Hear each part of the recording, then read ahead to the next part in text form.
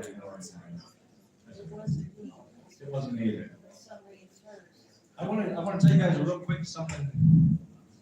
On Expedition Bigfoot, I'm allowed to bring a certain piece of equipment that I own. Everything that's in my pack, everything that I carry out of my truck is my own personal equipment. What I wanted was something that worked for audio. I reached out to this guy right here. He's not just a guy that does hobby tinkering in his garage. I've been in his shop, and I'm telling you what, it's about detail, it's about science, it's about not missing anything that comes out of the night. His equipment is small, compact, and amazing. We've been able to use it for the show. They actually acknowledged him on the show that we get to use his equipment. Travel Channel has been generous about letting me have some of that leeway. But I'm going to tell you right now, I'm not here to sell stuff for you, but I'm going to tell you, if you guys want parabolic mic, this is the man to talk to and to see.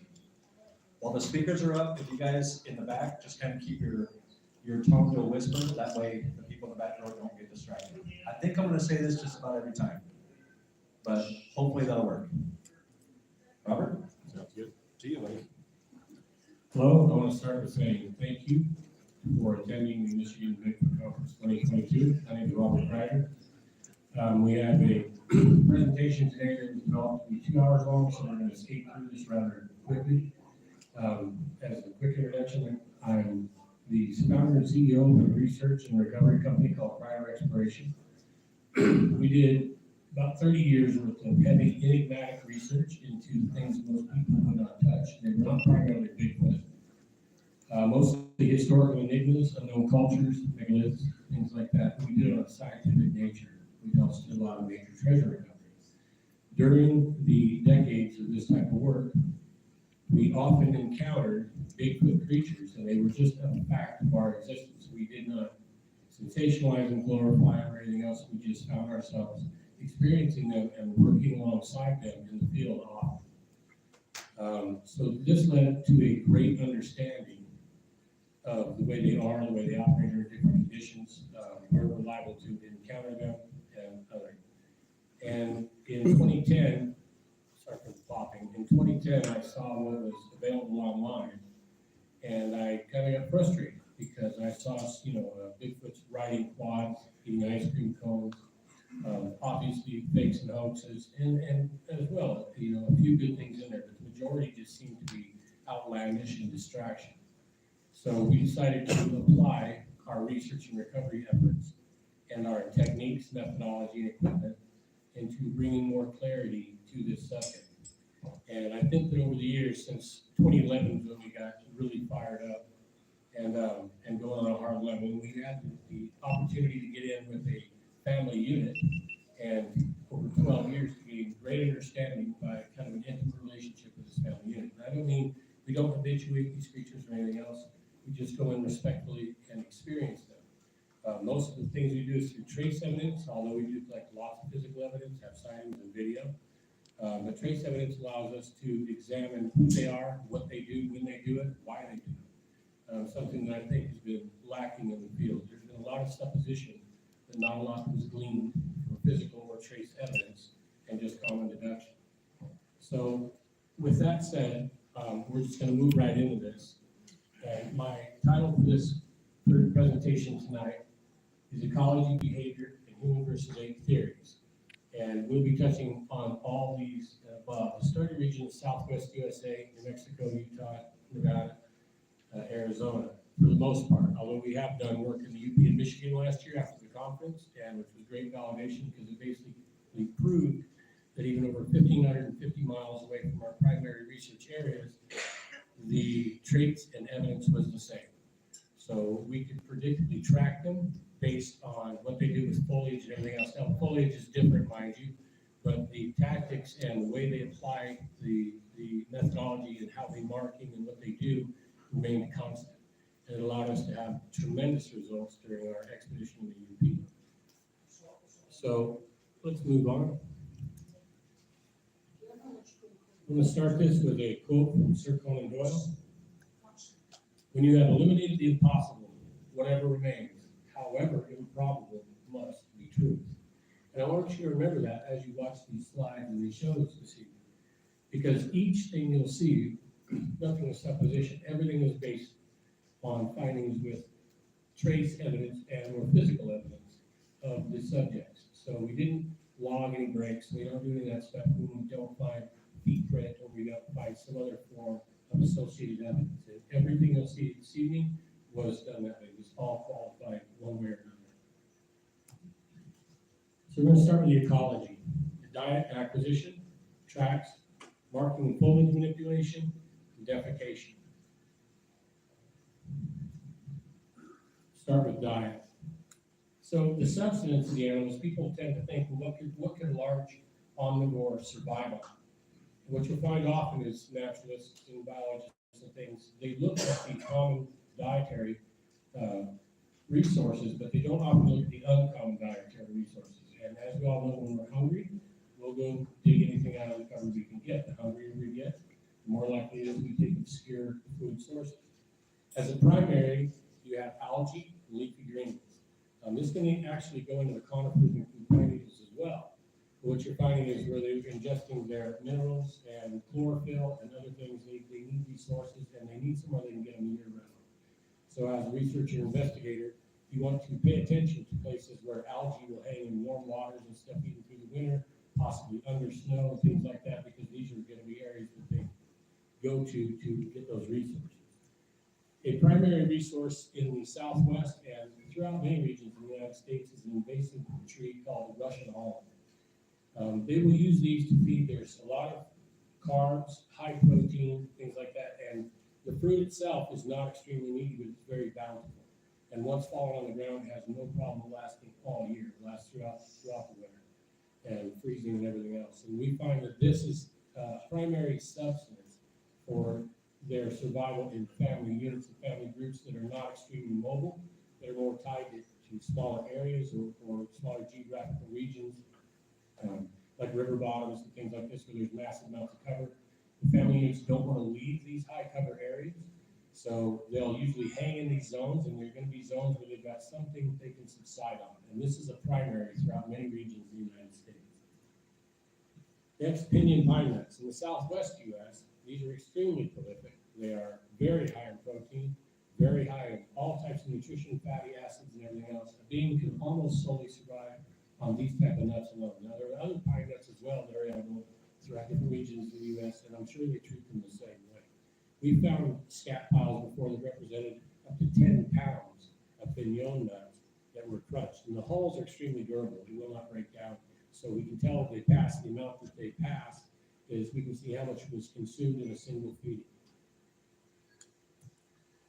Next is juniper berries. Now these are, you might be familiar with gin, and these are also called gin berries. So these are the berries that are used to distill gin. They're quite astringent. They're a little bit tough to eat, but they are completely edible. And in winter months, off the ground, these can be collected, and a few times in the spring, they'll flower and fruit, and these are also collected and eaten, although it's not a primary. Yucca stem and base root.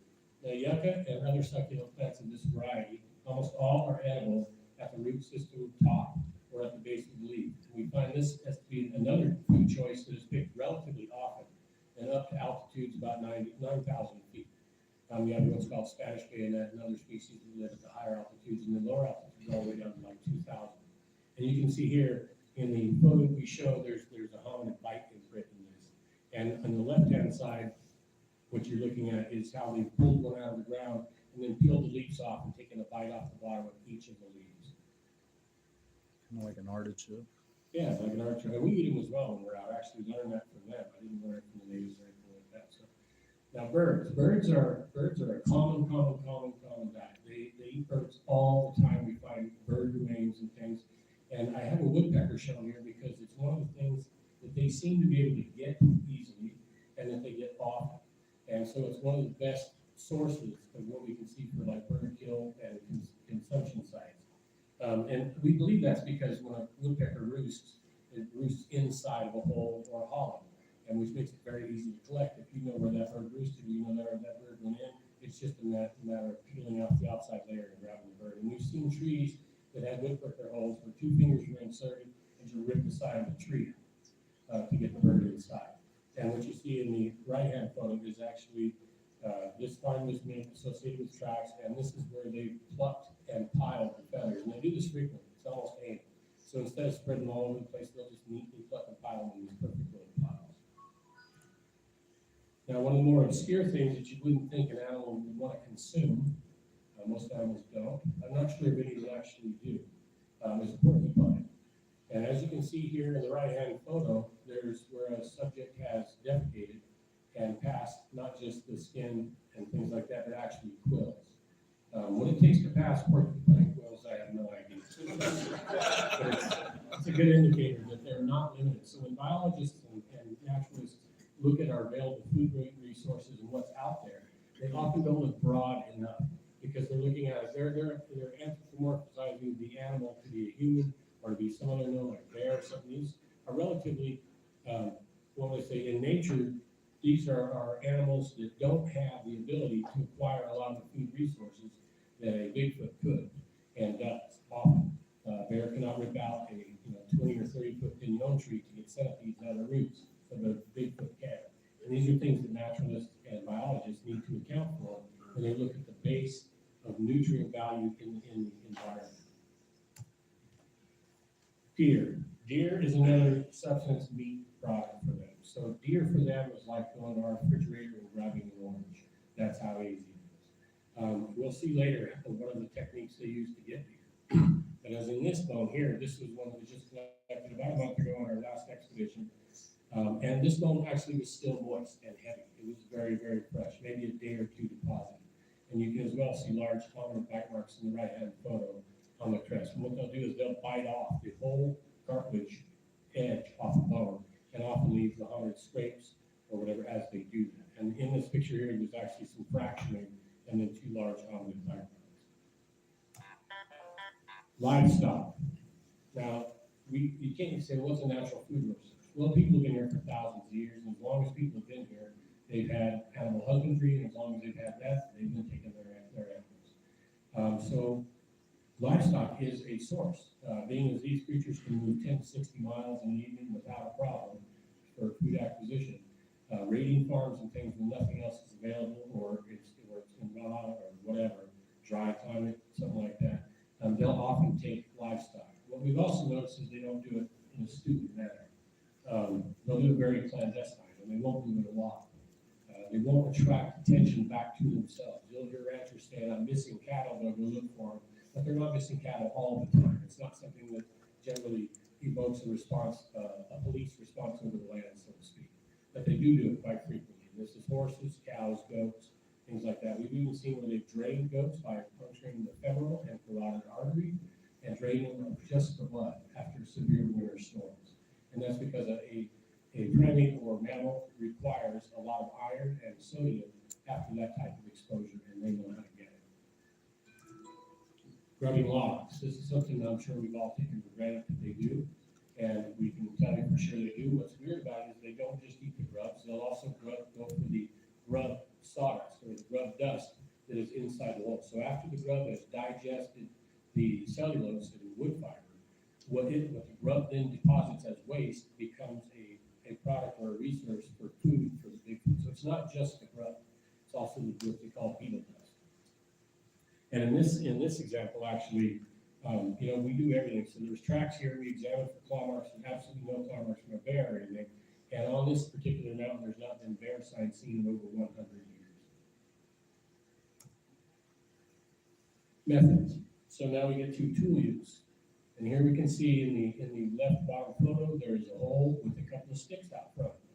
Those sticks had the ends were, of course, ground down and filled with dirt because they had been used to open this rabbit burrow. And on the right-hand picture, you can see the striations are not just haphazard either. There's thought process. You're using an efficient method to remove the material. That takes a high intelligence. If we saw anything else pecking at it, there would be scratches in every direction, and they wouldn't be uniform. But what you see is uniform division between the two because that's the most efficient way you can get the most amount of material out. That takes high intellect. It takes thought process and deduction to have the final result. And so all these things are exhibited through these forms of evidence. Another method is rocks. And they've not been hit by a rock. I know how good they are thrown. They're really good. And they can do it with a velocity to take out just about anything they choose. In this case, probably small game.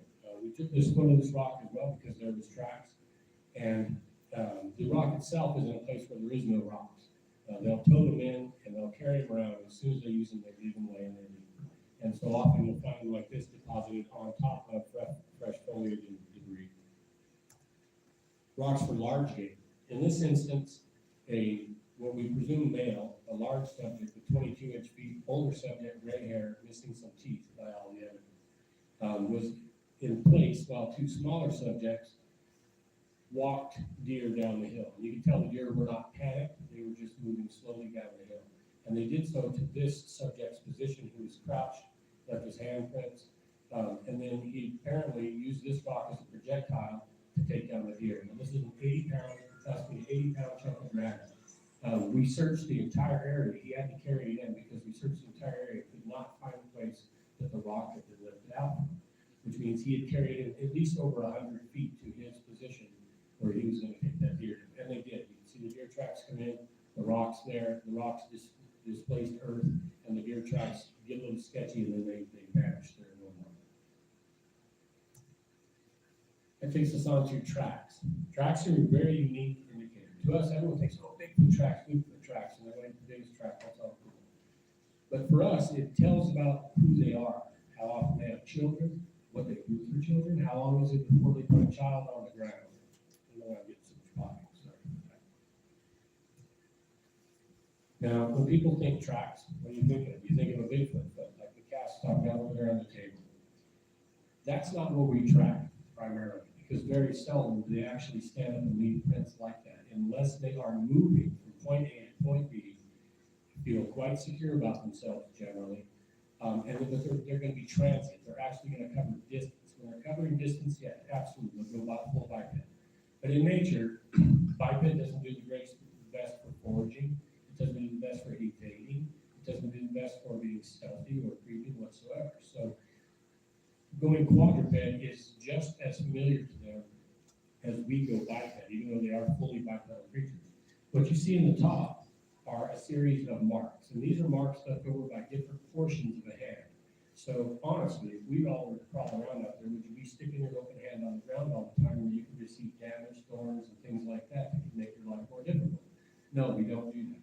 We tend to put our knuckles down, the side of our hand down, things like that, things that are not going to affect our tactility or tactile nature the next couple of days. Same thing with the foot. If we all walk around barefoot outside, watch how you walk.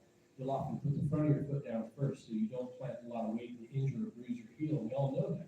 So we go barefoot across around the parking lot, we walk a lot different than we walk normally. And that's how the whole life is. So as we track, we look for the things like the divots and things you've seen here. What these are is portions of hands and fingers that support weight.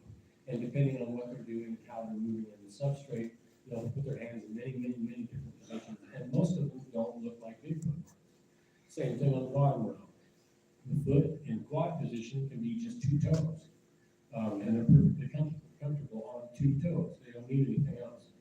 If they're bridging muddy gap and they don't want to get in it, they'll often use, they'll reach over and just put the side of their foot down. The flexibility is a lot higher than humans, so we certainly can't limit ourselves in their movement to the way we do. They don't do that.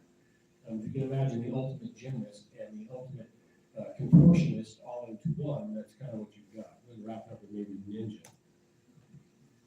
So these are knuckle marks on the right-hand side, and the left-hand side, those are fists. So the knuckles on the right came from a medium-sized individual. Those are about 4-inch long finger segments. And that part of the finger about twice the size of an average person, maybe 10 foot or something like that. And he was crouched down behind a large log where just a little bit down trail from that, 2 elk were walking, large and small, and the small elk was ambushed and taken. And you talk about a battle scene left in trace evidence. I mean, unbelievable. There was dirt on top of plants from the dirt cloud, 10 to 15 feet away from where he grabbed. There was so much dirt had been kicked up, and the scuffing was unbelievable. Now, in the left-hand photo, these are fist prints of a large female that we followed in our family unit for many years. And what you see there is 2 fists. They're angled about 20 degrees off of each other, 30 degrees off each other. and they are 7.5 inches wide, and this comes from a female that's just over 10 feet tall. The spread between the two is right at 3 feet. So what it shows us stance, and it shows stance as if you would naturally. It's not this thing where the knuckles are straight forward, it's a relaxed angle stance with 3 feet between them. So we get a gauge of her mass and her size. This is a handprint of the large male that threw the rock at the deer. This handprint was 16 inches long and it spread 15 inches wide. And my hand opened up, fit inside of its palm, and that's the inset photo down to the left there. And what I'm showing with my fingers on the right-hand side is the width of just the palm structure itself. And he had a 22-inch foot. This is another odd set of tracks. So this is a young on its knees in the sand, pawing itself across the sand, and it defecated a little as it did.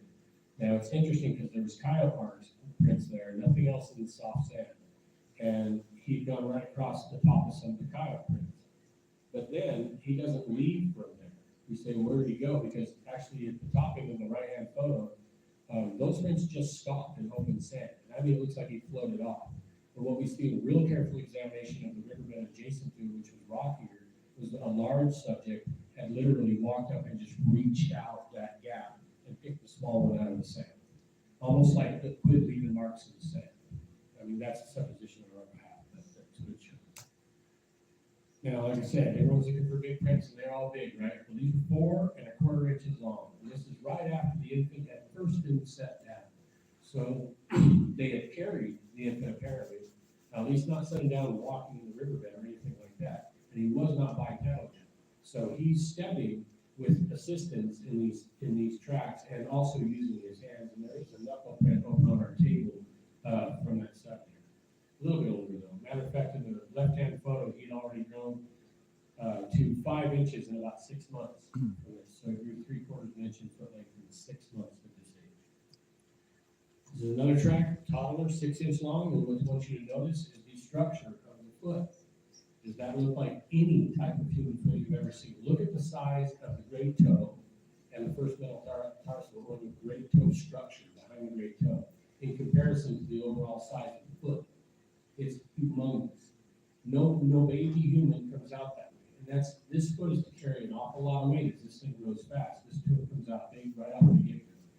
You can also notice the triangular shape to the foot. That has a lot to do with bipedal locomotion when you weigh a tremendous amount.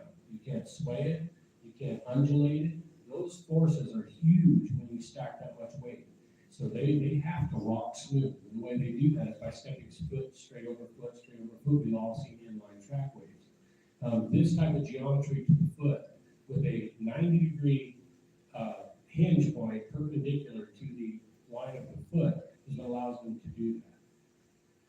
Wasn't that picture taken during the winter? Yeah, this is during the winter. This is actually after we recorded the large male kill a dog, and then we joined the family, and then we went down there and got this. Yeah, this is, I think, October, actually. This is the same subject, just a little bit older. And now it's actually about a year later, and now he's 8-inch foot. But you can still look at the great toe structure and see that it's still abnormally large for the length and the width of the foot. Now the foot looks long and narrow, and the heel looks narrow, and that's just the way it is. And I want you to look down at the right-hand picture. That's the same foot in the same trackway in a different position. And I want you to look at how different those 2 feet look. Okay, the lower left shows the mid-tarsal break with the compound bulge in the center of the print where the material has been pushed up. You can see the exaggerated great toe structure. But what we need to realize is that's the same foot. So when we look at prints in a solitary situation, someone says, oh, here's a cast, analyze a cast. That's one cast. Out of a trackway, no other print's going to look exactly like that print does. So what we read from that can't be so discriminatory that we say, oh, well, this is a Bigfoot track, that's not a Bigfoot track.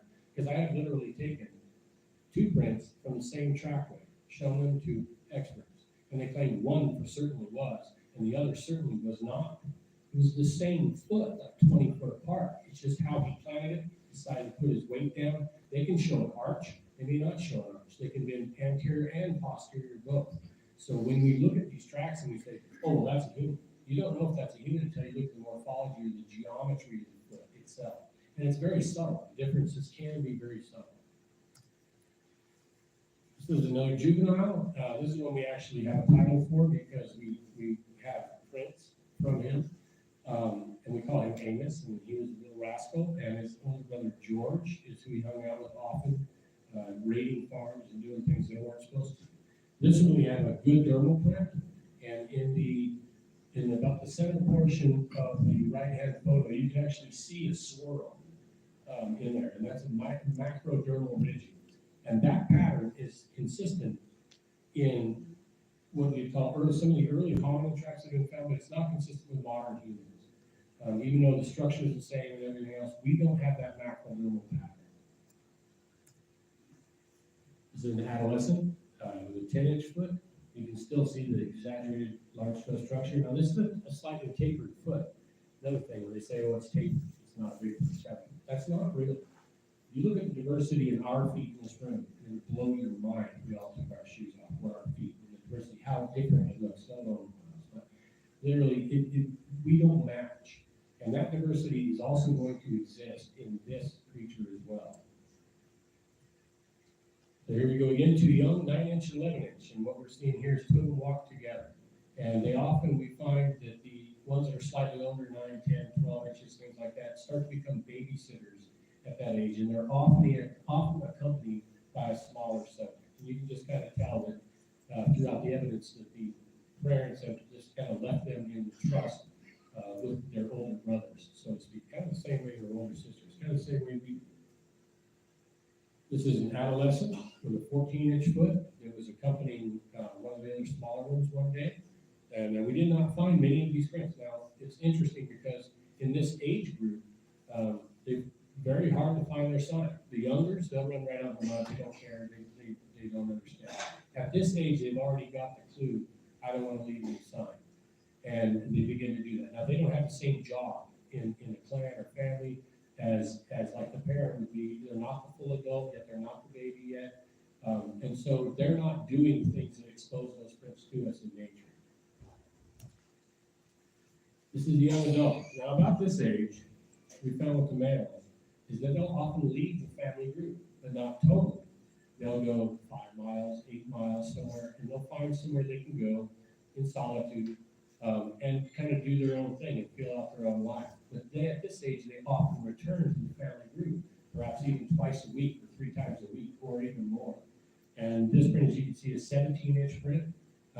We actually put up a game cam on this one, and he tricked the camera by throwing snowballs in front of the camera. So he triggered it, get the glow to go on, then he throws snowballs out in there. So all we got at 3 a.m. in the morning in an extremely remote location in midwinter, high altitude, with snowballs coming into the camera. Right. So, this is the large female of that group. We have scaled her. We have photographs of her. I believe I have one here for it, I think. But we scaled her at just over 10 foot with a slight hunch, and she has 20-inch feet. And on the lower left photo, that's my boot at the top in the sand, and that's her foot at the bottom. And you can see in the picture even, you can see what happens when I roll up and then when she rolls up. There's a large flat division here, and here I just make a mound because of the edges of my boot. And you don't have that with her. What you have is a raise. So the heel goes in, and then she actually, as she moved forward, she pushed all that out, but didn't displace it, which means that the foot rolled over that section or bent over that section. So it actually fit the sand. It molded to the sand, unlike a boot. Okay. Right? From the right-hand photo, you can see where she's come down a hill. Now, I can go down that hill and barely leave marks in that ground. She went down that hill and literally broke the side of the hill out doing it. It just shows a tremendous amount of weight. When we estimate weights, yeah, an 8-foot might weigh 800 pounds. That's right. A 10-foot could weigh 2,000, 2,200 pounds. A 12-foot, 3,000 to 3,200 pounds. How deep was that picture on the left? Hers goes a lot deeper than yours. Yeah, hers is like 6 inches deep. Mine's about 2.5. Now, this is tracks of the large male. Took 6 years to find his first print, besides the lower left photo. The lower left photo is all I had for 6 years. We had recorded him and tracked him with audio gear, like Russell had described, and could tell how fast he was progressing down the riverbeds and things like that, how fast it took him to get from the mountain down to the nervous system. And it would really blow your mind. I mean, he could do 20 miles an hour in between howlers, and it's like it's nothing. You just point A to point B, and he'll yell, and then the family will respond with like a knock or a single grunt or something single, not to give away their position except through triangulation. So he'll change positions, listen for their response again. Then he'll move, howl, a long series of howl, listen for their response again. Once he's got them, he quits howling. Then he goes in and go to them. Then we often get a vocal report, which I'll play a little bit here in a minute, and of the gathering when he reunites with the group. This track, after 6 years, the track on the right, the day before this was taken, my buddy had spotted a track, and it was honestly so big that I was standing almost on it, and I didn't recognize it. I'm a tracker. And it's just because of the size, your brain just doesn't put those parts together as a grip. You back off 30 feet, oh my gosh, there they were. And so I went in the next day, and the guy that was with me, I think he got intimidated, and he bailed. So he left me there alone. And so I progressed, and within about another hour, I accidentally found and surprised, awoke the large man. And that was the first time I'd ever seen him in this close. It was at 57 feet, so it was about 11 o'clock in the day. And you can't imagine what that's like. And I didn't want to leave, and when he jumped up and rolled over from being surprised awake, it was like an elephant, as fast as a strike of a rattlesnake. Your brain cannot comprehend that much mass accelerating and that much motion that quickly. It actually put me in shock a little bit.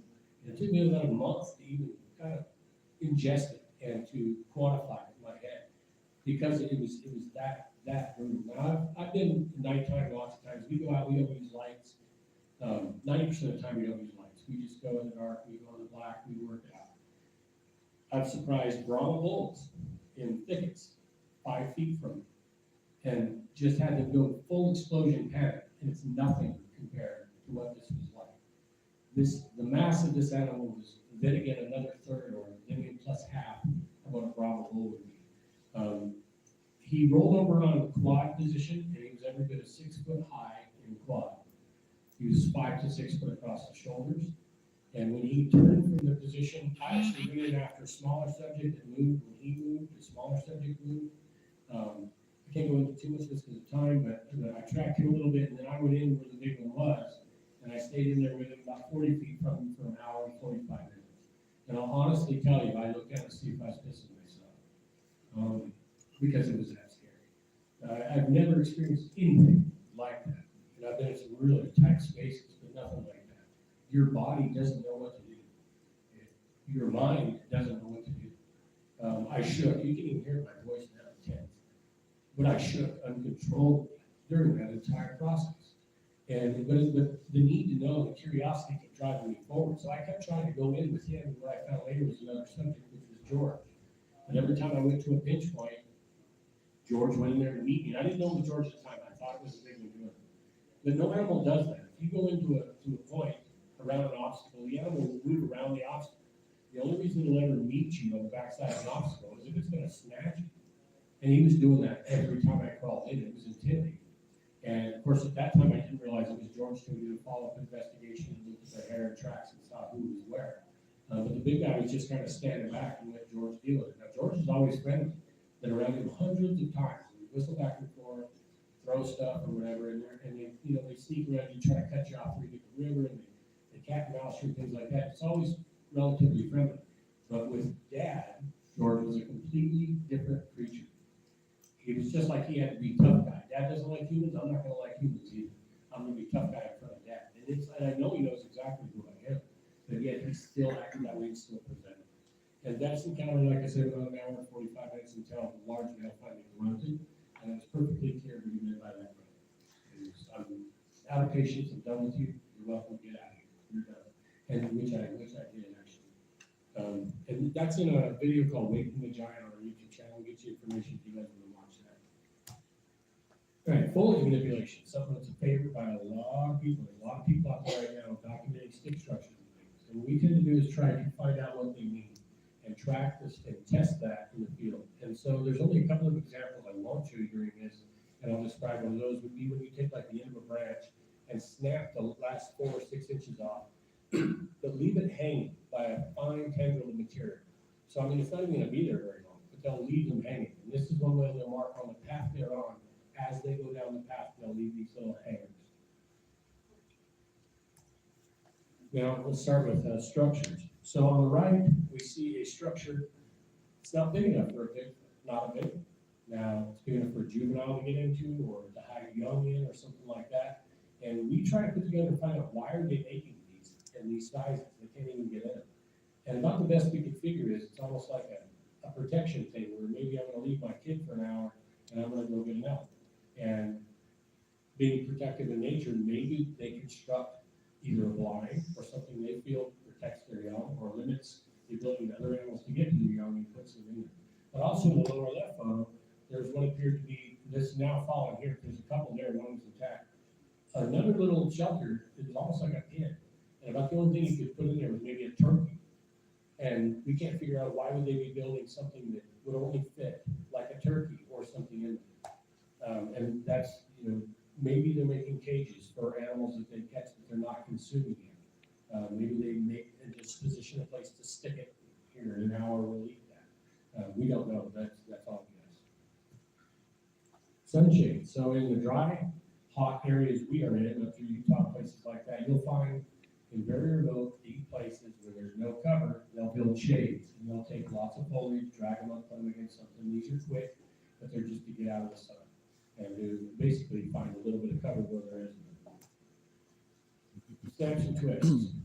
Okay, the twist on the right is what commonly happens inside of a zone where the family unit is occupied. Let's say romper room, where the kids can play, where everything can happen, where it all goes down. They'll often take these cedars and literally just demolish them like this. In this area in particular, there was 3 altogether just twisted just like this. You may not have noticed, but if you look closely above that twist in the background, you're going to see a basketball. Not a deflated old basketball. This is an inflated new basketball in a remote area in the middle of the zone that the kids and parents hang out in. And what we've seen there, what we realized is that they're bringing things from the surrounding ranches and land to the kids probably. And we'll find toys out in the middle of nowhere, but only in the zone where the female will have the children. Really interesting. The snap on the left is what we see in areas where they're occupying a certain zone or region. And they'll be, they'll occupy a spread, let's say, for so many amount of days. And we'll go over the little list later too. And while they're there, they will mark these repetitively. Like I said, almost being anal about it. They will do this. We believe it's so that the older males and the alpha can locate the group. And what we see is I actually track these until I find them fresh, sometimes minutes old. And then I know where the group is, because they'll be in that region or in that zone with that fresh break. If you have no fresh breaks within a day or two, that means they're out. And they've gone upriver, downriver, whatever, they'll make a movement. This is a rub and scent post. And if you look closely in the picture on the right, it's just loaded with chestnut brown hair. So people are out doing hair collection. That's difficult. It's not difficult. They purposely make rub and scent posts. So they'll take a cedar usually or something like that, durable wood, and it'll be green and fresh, and they'll snap it with a thick, quick snap like this. So if you tried to do that snap, it wouldn't happen. We don't possess enough strength to put that much clamp in that tight of an area to make that break.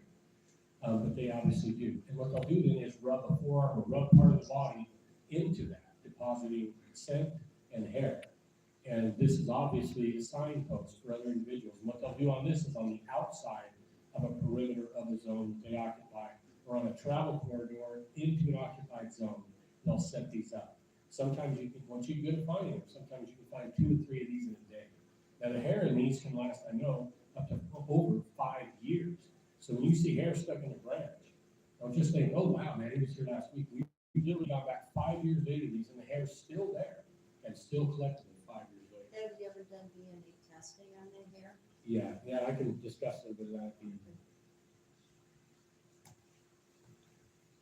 So barriers and blinds. Now in this case, in particular case, this is during our lodge expedition where we went up to document the size of things the big males do when they congregate away from the family groups. The photo on the left shows a root ball, the left-hand part of that frame. A root ball is 8 feet tall. The tree is 100 feet long, 30 inches thick. A tree that size will weigh right about 18,500 pounds. That's a carry. And the only thing they did it for was a barrier or a blockade to funnel deer. But this tells you how big of materials the big guys are capable of messing with. And not many people have ever seen stuff like this. The tree in the foreground of that picture, same thing. And if you look up top center in that frame on the right, you'll see another root ball back behind it, set again on top. And if we pay close attention, we'll see that the roots and debris, even the dirt that fell off that root ball, is all there on top of the recent forest debris. Interesting, there was snow on this spot maybe a week before this photo was taken. These trees were carried in within days of this episode. Territory of prowess. So there's many things they do to mark territory. Most of them are like the X's we see and things like that. We bent trees. Most of these, if you put them on a map, start drawing them down, you'll see they form perimeter barriers. They form areas designating a zone. At the major points of entry to these zones, they'll often erect something to show you, here's how big we are, or here's how powerful we are. Whether they're showing, members of their own species this, so they take heed at that, or us, or whatever, who knows, right? But this is what they're doing. The picture on the left is a tree that's equivalent to the trees we see that are shoved in the ground upside down. That tree has been pulled straight out of the ground like a carrot, with the taproot intact. Now, anyone's ever tried to get a pine tree out of the ground without breaking the taproot, just try it. It's not going to happen. You can see bends in that taproot where they had gone around rocks or other debris or obstruction, meaning it was anchored. It did not come out this way. If you start rocking that tree, the first thing that's going to break is the taproot. If the tree still dies, first thing that rocks is the top of that taproot. So neither of these are reasons that this was taken out of the ground. This was literally pulled straight out like a carrot. Straight from that impresses me more than not being over a tree. Because if you try to wiggle it loose, you're just going to snap it off. So, and in that situation, he took 2 50-foot trees, pulled them both out, and used them just in that little line structure. So it's not something that was difficult to do, it just happened to be what he did. On the right-hand side, if you look at the bottom of the photo, a little bit back, it's kind of hard to see, almost bottom center, you'll see the same root ball I showed you a minute ago that was 8 feet high. 50 feet from that, away from us, is the base of that X. That X is 90 feet tall. The tree leaning on the left-hand side would weigh right about 4,500 pounds. And that's what they're using to make their excess up there in that type of region. And again, that's territory and prowess. Defecation, something most people overlook, and it's often because a lot of researchers don't know how to find it or don't know what they discovered when they find it. And it tells us a lot about the animals. First off is placement. It talks a lot about how the group acts together. So they'll often go, in this case, there's 7 main individuals in the family group, and they all defecate together in 7 bottles. One is generally about 15, 20, 25 feet from the others, and the others are all in close proximity, like you see in both those pictures, 3 to 5 feet apart, almost shoulder to shoulder, and they're all defecating together. And they'll do this in zones open on river bottoms and things, or they'll go behind foliage up against a cliff or a bluff, somewhere that's protected, and they'll do that. We've in 5 days deposition, they deposited 48 piles of scat, represented probably a little over 70 pounds of scat they deposited in 5 days, and then they'll move on to another area. And we tell a lot from that. The scat itself is a great indicator of their life. We can tell who stays in the river bottom, who leaves the river bottom, who visits farms and things like that, based on what we're going to find in their scat. So their scat, the interpretation of which tells us a lot about the animal. In this particular sample on the right-hand side, you've got, it shows the varied diet. Just right in here, we've got grasshopper leg. And you've got, well, I don't know why that little guy's on there, he's not supposed to be there.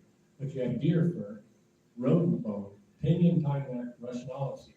Now, the pinyon pine nut here is 5 miles from the source of the Russian olive seed, the closest pinyon pine. This subject had been eating in the river bottoms and moving the 5 miles. Now we know where that on that mountain is those 17-inch prints we always find, and then that guy comes in and out. It's most likely, demonstrated by the evidence itself, that this is from that subject. Because he's the one moving up into the pine regions. He's the only family group member we know that goes back and forth, that goes up there and feeds on pine nuts.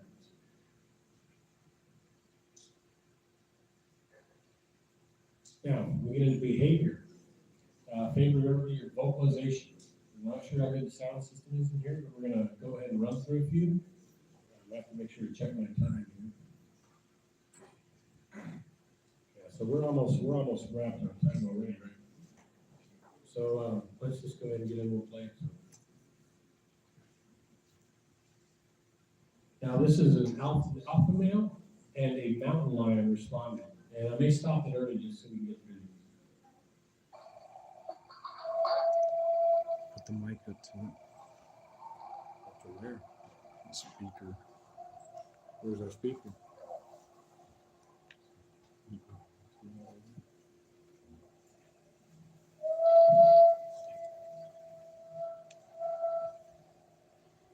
Now, can you guys hear any of that? Okay, well, there was the mountain lion. Didn't realize you weren't being able to pump this through the audio, so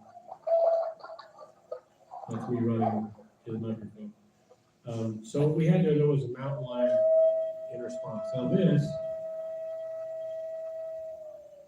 that's a howl that's been digitally separated from the rest of its sound. And it's a long vocal report. They generally run 700 to 800 hertz, and then each different subject has a different fall off of that. And then that's kind of a signature to them. You can identify that subject by how it falls at the back of the tone. This is when the male joins the family.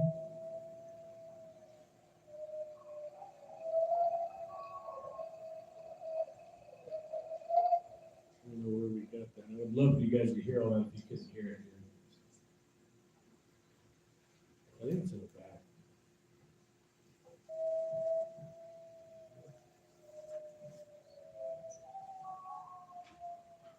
No. So did you guys hear that second harmonic come in? Okay, that's another member of the family harmonizing with the first member. Now, this is quite dramatic. I'm sorry about the low volume, but this is quite dramatic because in this one, several subjects in the family do the same thing, almost like a chorus.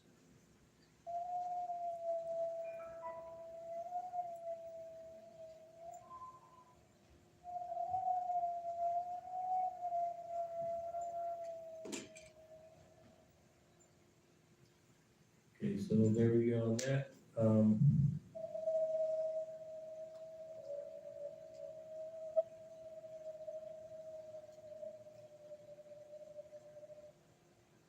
So that right there is where one subject's howling and another one whoops as a response during his howl. Now, people don't, this is a deeper type. I hope you can hear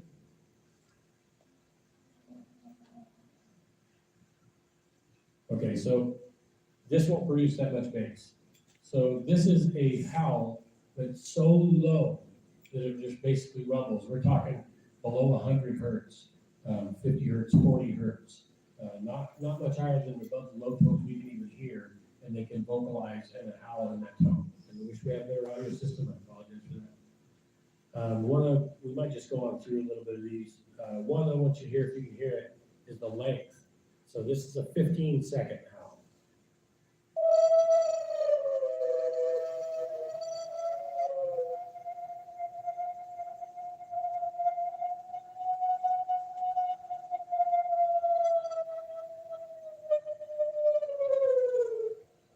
And I don't know anybody who can rep that one out.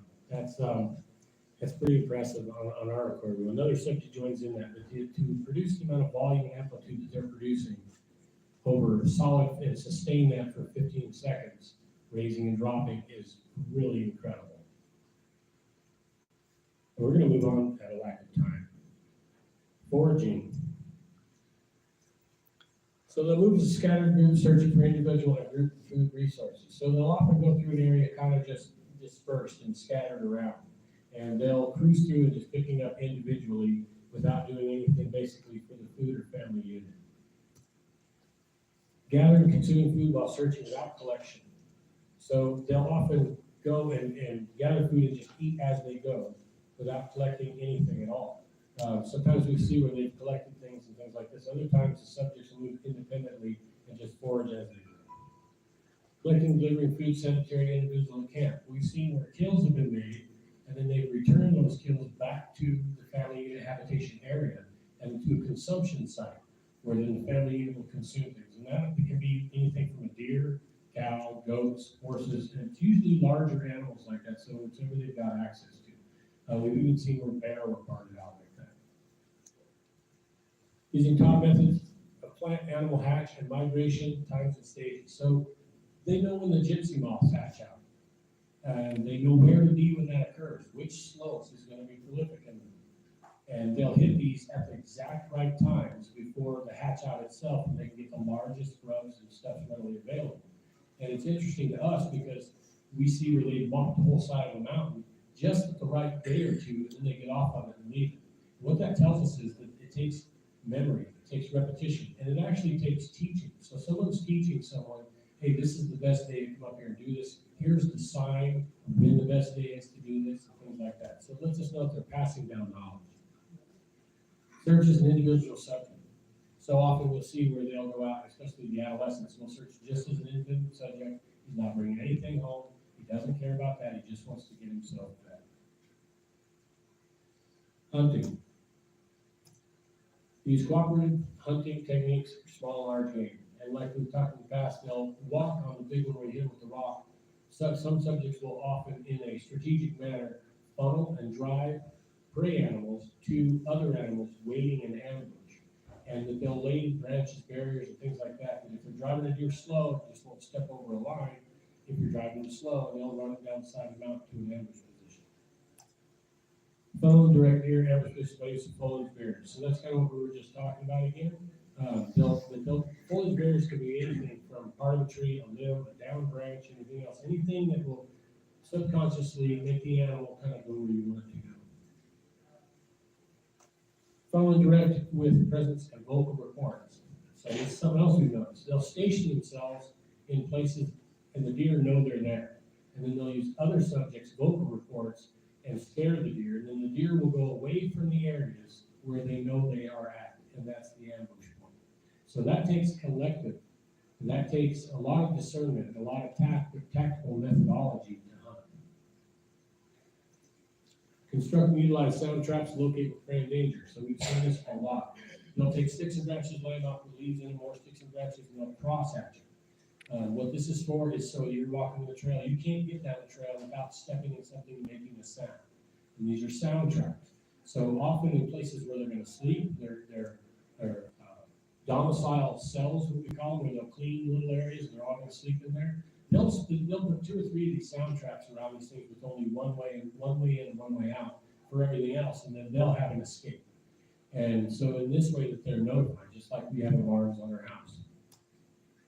Build rodent, small game traps, fashion nesting sites. So this is something people don't realize. They'll take a stump that's disconnected from the ground, and they'll put it on a hard pan or somewhere that's hard to dig, and they'll often stuff a bunch of dry grass and things up underneath that stump. And what we found is you go back and pull them, and later on there's often rodent nests built inside there. But you can just flip these things over and check them. And that's what it looks like they're doing based on what we see. Is they'll set this up, and they'll just go back every once in a while and check it to see if anything's using it as a blind or a hide. All these things take an awful lot of thought.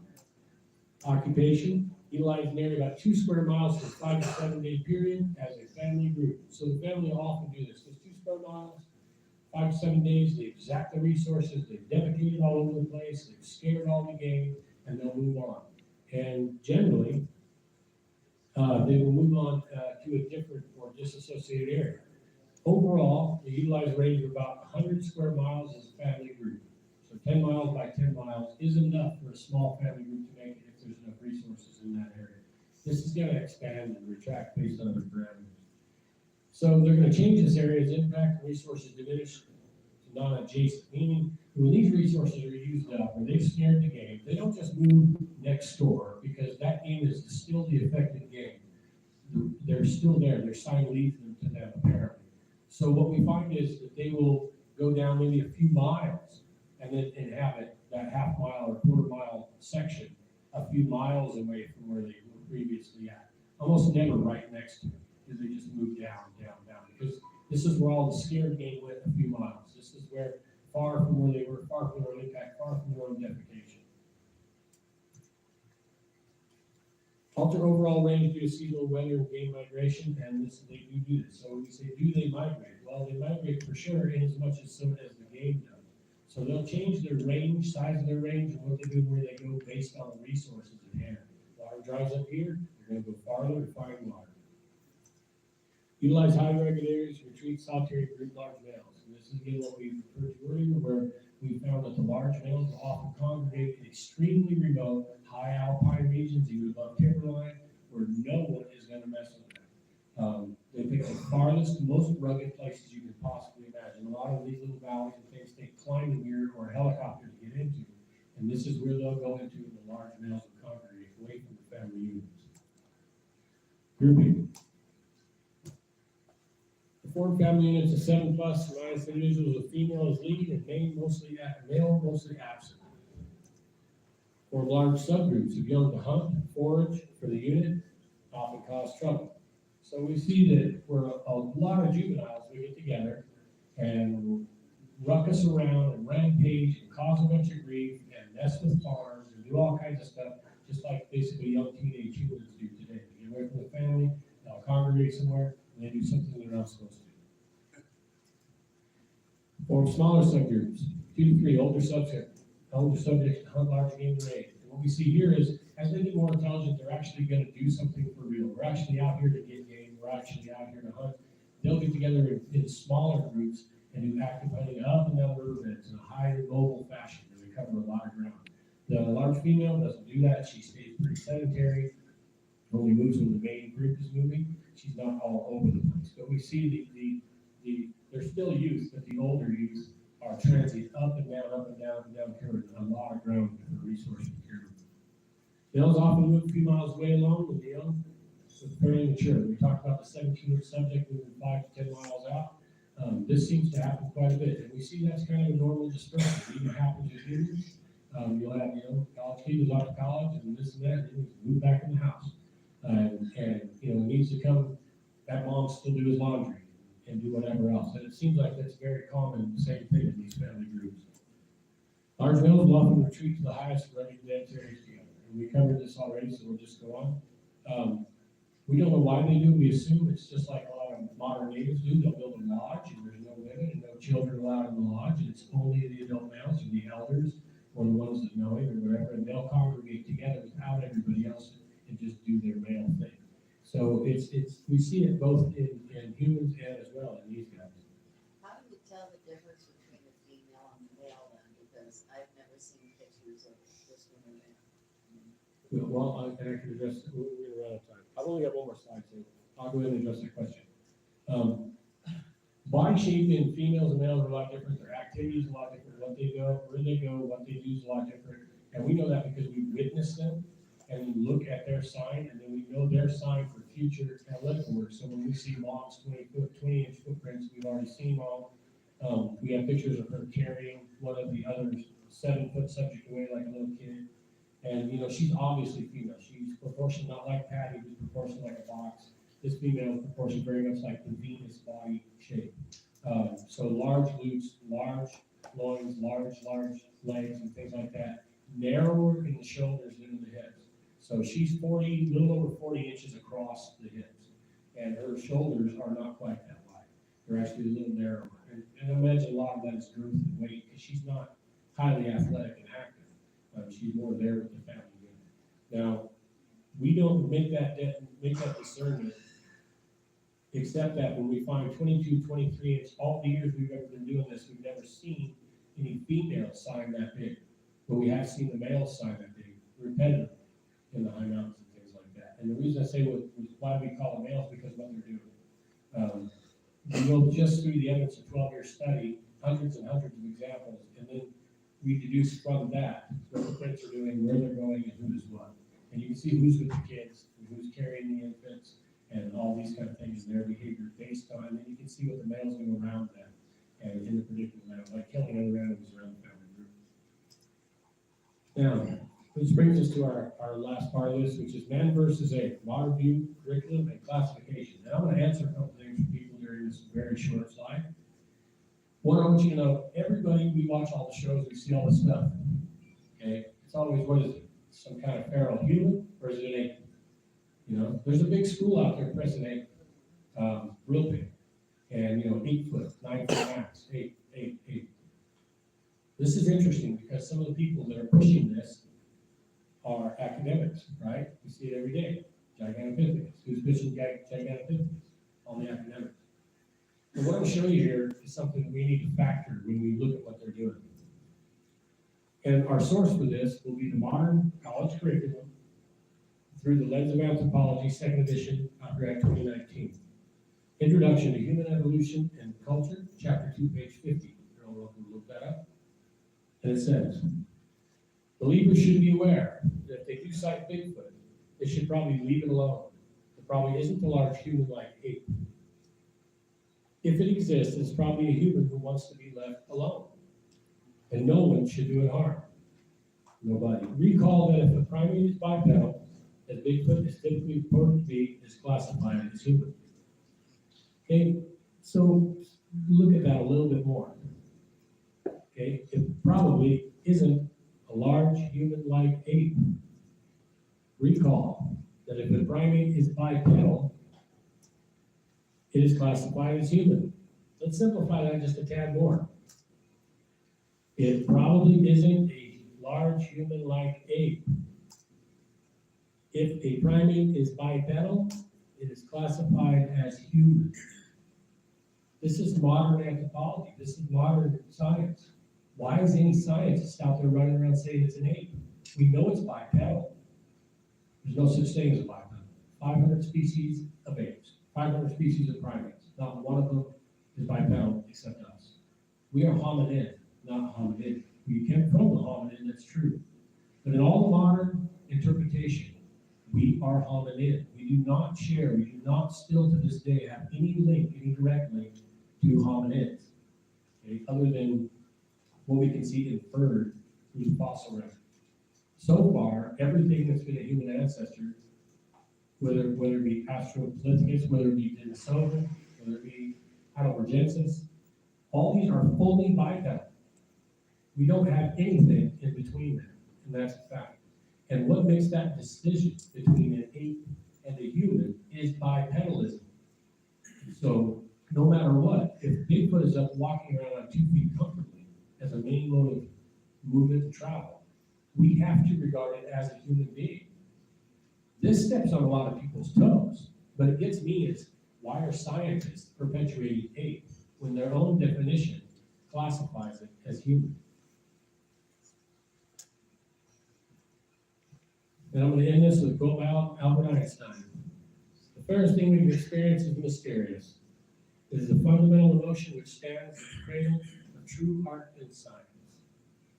Now, isn't that funny? As long as it's a mystery, we're going to be looking for it. But if somebody gives you an answer, you're not that much looking for it. So if I tell you it's an ape, and I answer your question, it's just a big ape from the fossil record, don't worry about it, nothing to see here, folks. It might give you an indication of why they'd be willing to go outside of their own doctrine and call a bipedal primate an ape, when they know they're not telling you the truth. And with that, we're going to bring to the end of my presentation. Thank you very much. Keep watching.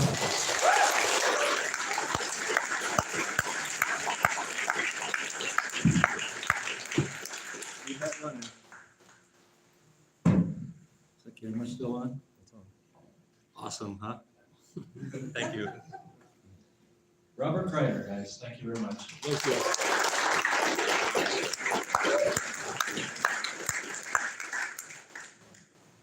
If you guys need to do field research, contact them. I should be your agent, man. I'm pretty good at this. Mike's tired. Yeah, all right. Now, if you guys want to hear something out there in the outdoors, you don't want to miss it.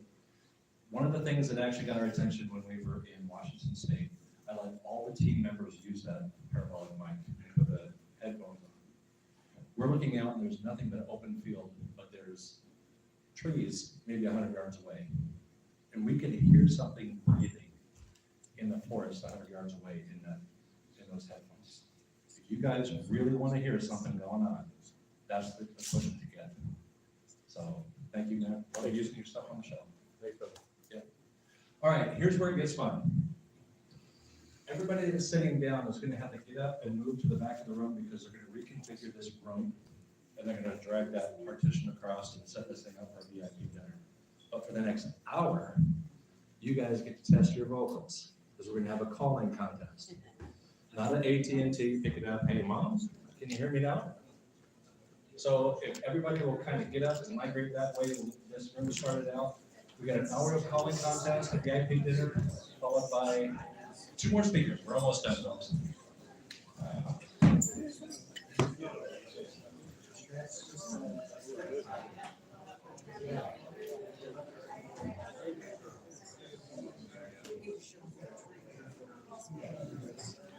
So does he have any pictures?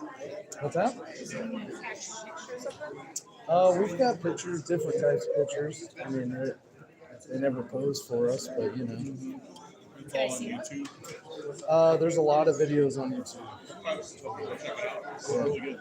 And then KryderExploration.com. There's some stuff on Instagram. We've got groups on Facebook. So if you find Rob on there, just ask him to send you the link to the group. Or I think it's KX Cryptid Research, I believe.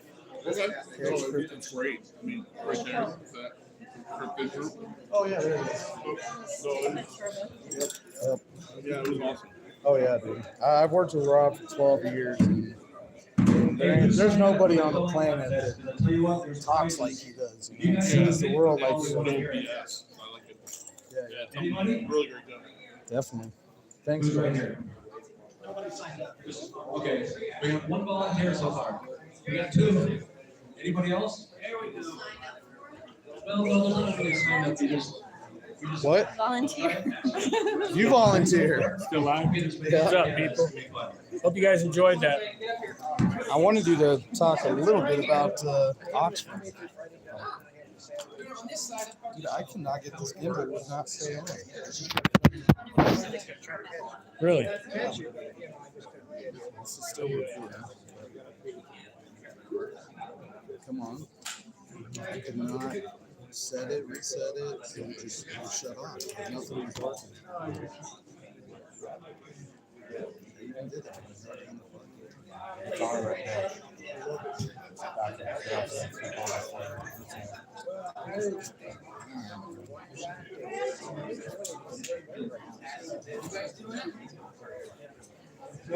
Okay, you guys, this is live view. Cool.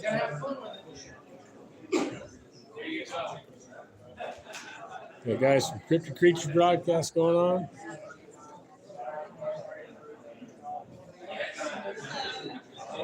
Oh, whose shirt is that? This is all Russell's.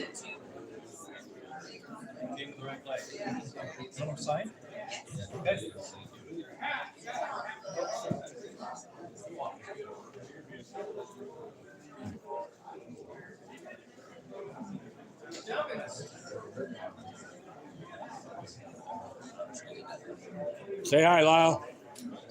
Howdy, how are you? Got Lyle Blackburn here, delivering for us today. All the way from Texas to Michigan. All the way from Texas to Michigan, and me, New Mexico to Michigan. So we're neighbors, Lyle. Well, I go to New Mexico a lot as well. We'll have to run around and hook up, man. Yeah, I was thinking about that earlier. So there we go. So Lyle's stuff out. Hey, you gonna let this gentleman take a picture of me and you, Robert? Yeah, I'll let him take a picture. I'm live streaming right now. Say hi. Oh, hi. How you doing, Robert? This is Val Zahala. He's an amazing researcher. Great data man. This guy puts it all together, I'll tell you what. This is our table today. I'll get with you. Cheryl Carter, a co-author of Digging Skinwalker Ranch and a good friend of ours, probably our best supporter in the world. Thank you, Cheryl. And some of our prints here. This is a 22-inch cast we've got out for the people to see. There's Josh Parsons. You're live, Josh. Say hi. Hi.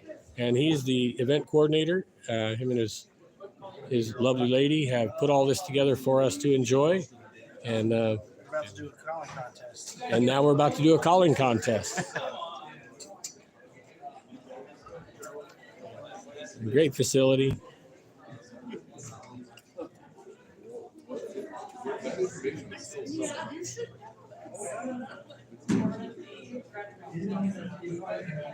Say hi, Adam. You're live. Hi.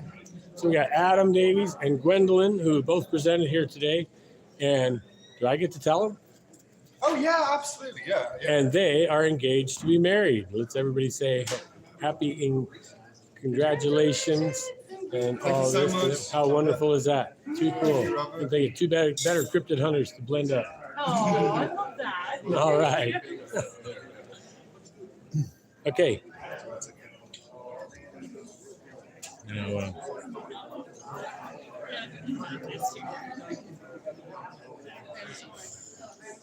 so I'm going to probably go ahead and cut this live stream.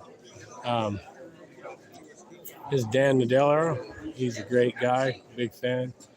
So I'm probably going to go ahead and cut this live now, and we'll go ahead and record the howl contest, and we'll get this up on film on YouTube. Okay, see you guys.